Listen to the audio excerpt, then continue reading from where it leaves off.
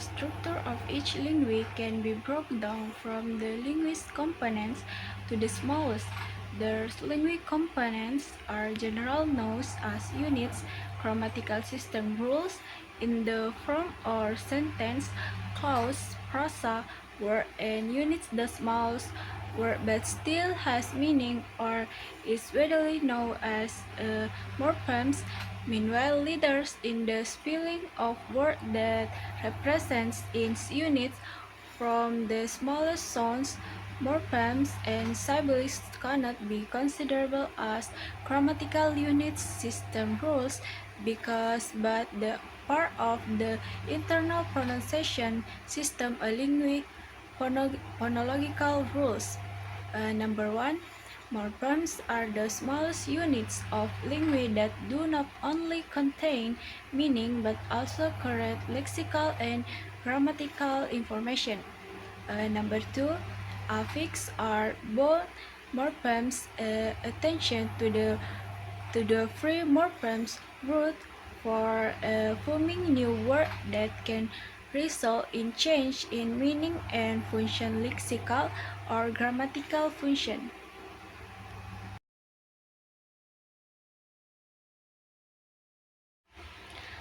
Yes, I agree because morphemes constitute sentence, clauses, prosa, word and unit the smallest word but still has meaning. Meanwhile, in every language has its own structure that can be broken down from the linguist component to the smallest in general known as a grammatical units rule syntax. Literally Baker and Baseware also defines morphemes as the smallest units of language that not only contains meaning but also correct lexical and grammatical information.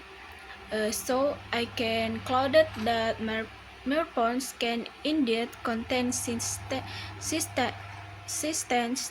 and grammatical function.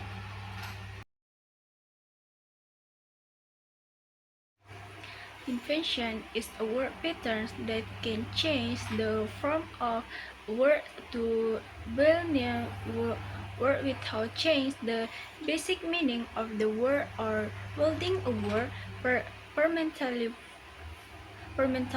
follows a regular patterns to fulfill a particular grammatical function in a language.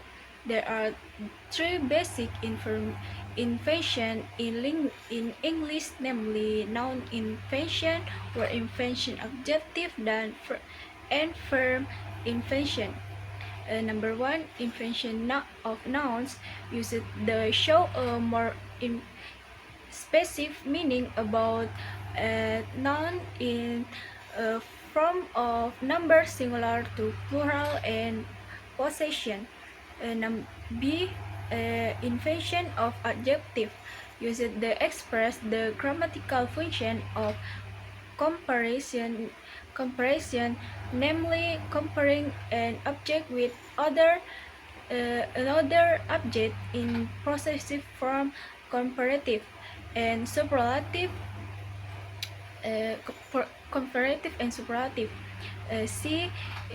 Invention of verb refers to the process of adding invention morphemes to verb that aim to change the form of the verb aspect and its shape.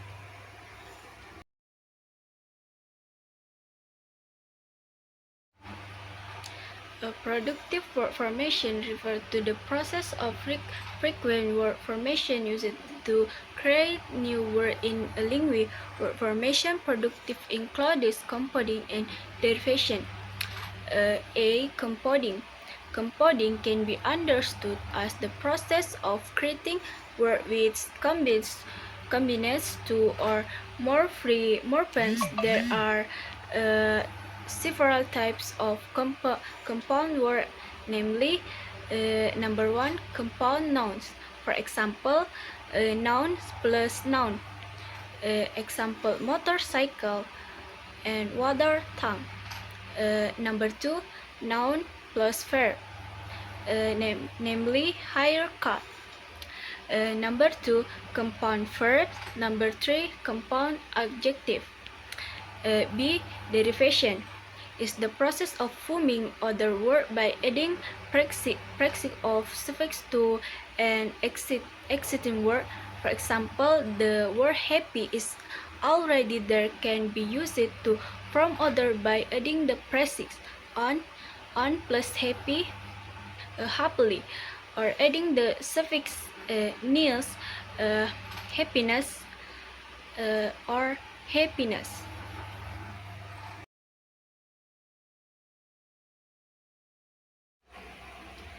Uh, yes, there are differences in the formation of productive and less productive word, namely forming a productive word in English is the most common way commonly used by native English speaker to the form other word or even a new word in Linguistik.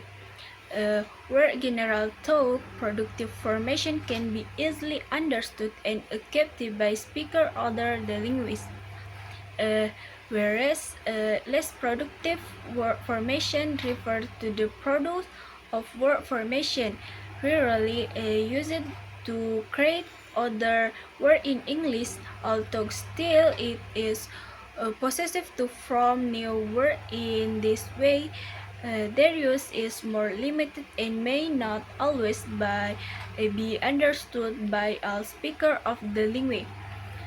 So, the many difference between product and less productive formation lies in their ability to produce new word variation and their use in language. A productive word can be formed many new words and are more flexible, while less productive words are more limited and specific in their use. Okay, thanks for attention.